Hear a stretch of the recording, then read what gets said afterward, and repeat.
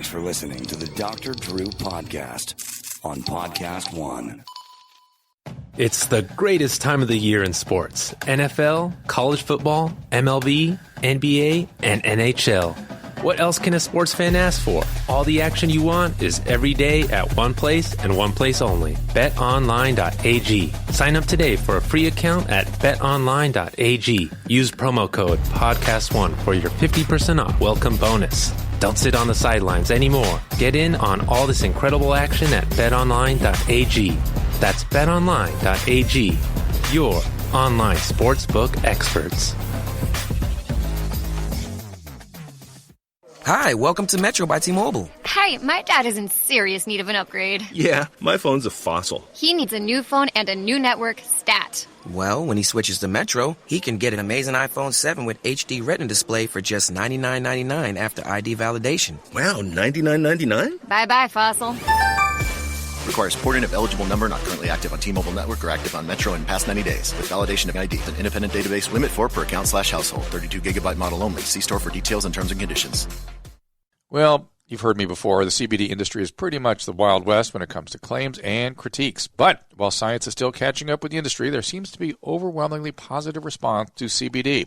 Luckily, our good friends at Social CBD are raising the industry's standards for testing. They like to say they are test-obsessed. Social CBD works closely with their suppliers and multiple third-party labs to ensure you are getting exactly what the package says you are getting. High-quality CBD with 0.0% THC. And Social CBD wants you to be skeptical. That's why they put a QR and batch code on every package. This allows you to check all the test results for the product, not general testing, the specific batch of product you bought. Social CBD just came out with a brand new line of products, broad-spectrum CBD gummies that come in 3 flavors, lemon, red raspberry, and peach, mango. And just like their dedication to the highest testing standards, they're using state-of-the-art manufacturing equipment that creates their gummies without cross-contamination. Again, this is a company that really cares when producing their products. To learn more, go to drdrew.com/socialcbd. That is my website, drdrew.com/socialcbd. And for a limited time, you can save 20% at checkout with the code Dr. Drew. That is DRDREW, 20% off. It's the greatest time of the year in sports. NFL, college football, MLB, NBA, and NHL. What else can a sports fan ask for? All the action you want is every day at one place and one place only. BetOnline.ag. Sign up today for a free account at BetOnline.ag. Use promo code PODCAST1 for your 50% off welcome bonus. Don't sit on the sidelines anymore. Get in on all this incredible action at BetOnline.ag. That's BetOnline.ag. Your online sportsbook experts. Hi, welcome to Metro by T-Mobile. Hi, my dad is in serious need of an upgrade. Yeah, my phone's a fossil. He needs a new phone and a new network stat. Well, when he switches to Metro, he can get an amazing iPhone 7 with HD Retina display for just $99.99 after ID validation. Wow, $99.99? Bye-bye, fossil. Requires porting of eligible number not currently active on T-Mobile network or active on Metro in past 90 days. With validation of ID. An independent database limit 4 per account/household. 32 gigabyte model only. See store for details and terms and conditions.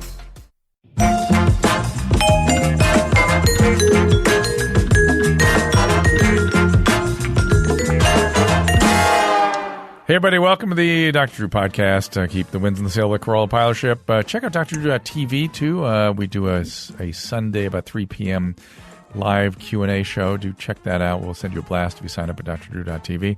And don't forget me and Adam, and also After Dark. It's all there at drdrew.com. Today I'm welcoming Dan Paris. You can follow him at Dan Paris, spelled P-E-R-E-S-N-Y, on Twitter, at Dan Paris. Also on Instagram, at Dan_Paris. The book is As Needed for Pain, a Memoir of Addiction. It's available now in all the usual places. Dan, welcome. Thanks for having me. Good to see you. Dan was editor-in-chief at Details magazine for 15 years. And were you addicted during that time? I was for Good the first times. half. For the first half of that time. Yeah.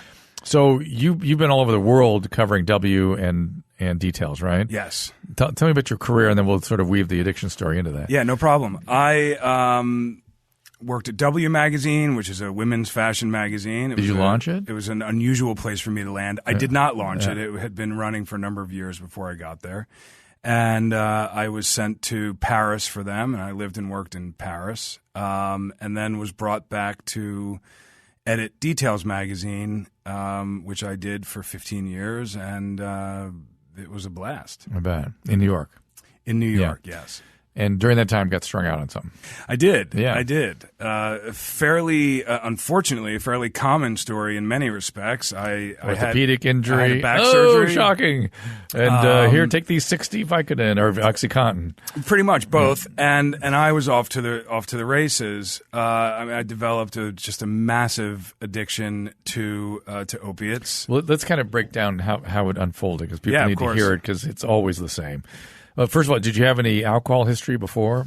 I never really drank alcoholically. I identify as an alcoholic. I've been sober for since 2007, and so I don't drink. But no, So not no really. antecedent hints that you had the addictive potential. Not really. There was some pot smoking in college and things like that, but nothing. Were you into extreme sports or anything? Or? No, nothing. No hint. In your family, is it there? No, it's not. Huh. Yeah. Interesting. Very. What's your ethnicity? Jewish. Oh, that's a very special kind of addiction. So Ashkenazi Jew is the only time you see stimulant or opiate addiction without an antecedent history of alcohol or a family history of alcoholism. Is that true? Absolutely. That's amazing. Yeah. And the opiate addiction can be tougher to treat sometimes in Ashkenazi Jew populations.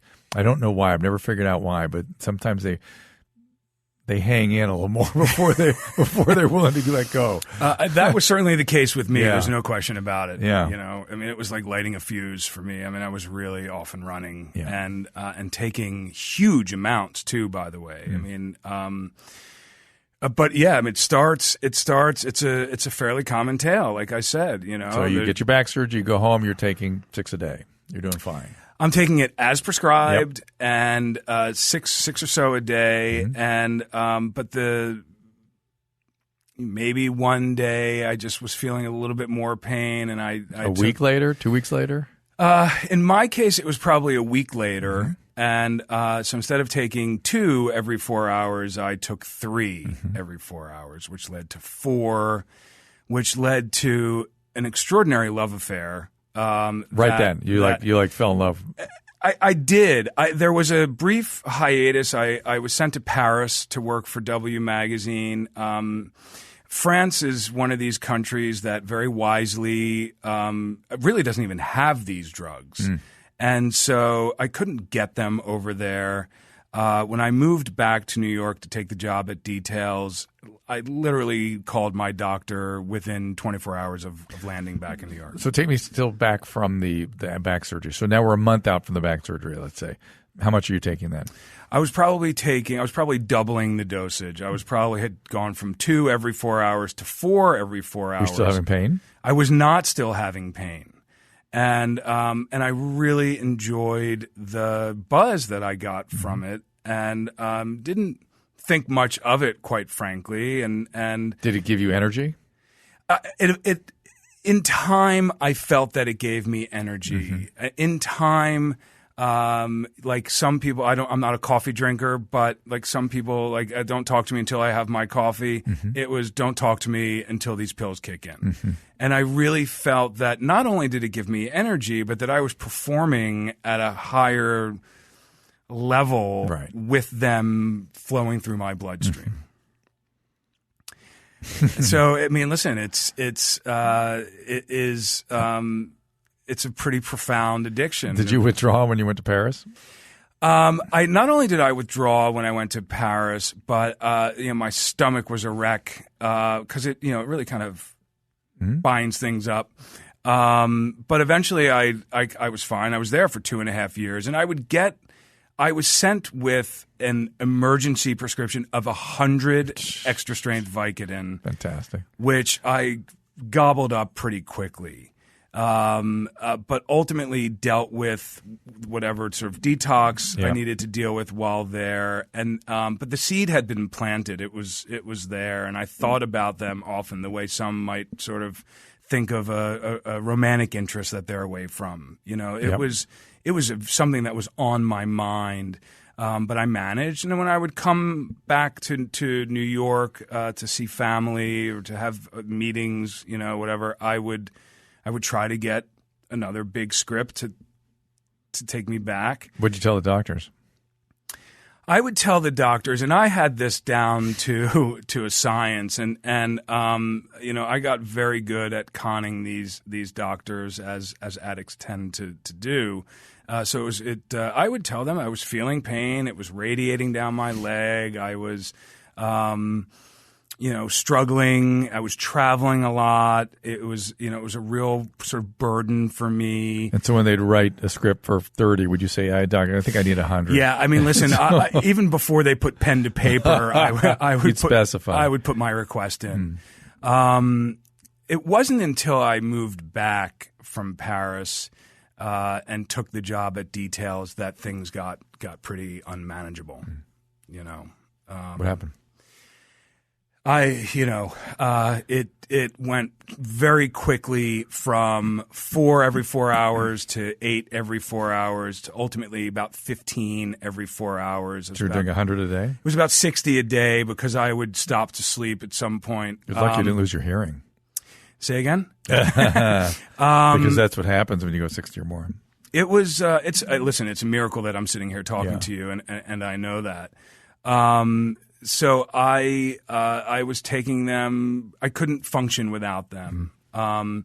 Getting them was at least initially easier than I anticipated that it would be, which is obviously a huge problem.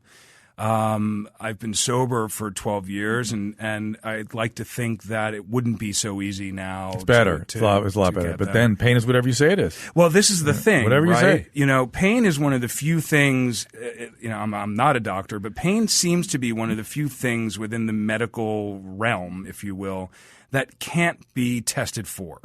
So it's sort of the honor system and a chart with a smiley face. You know, where are you on this pain chart, 1 to 10?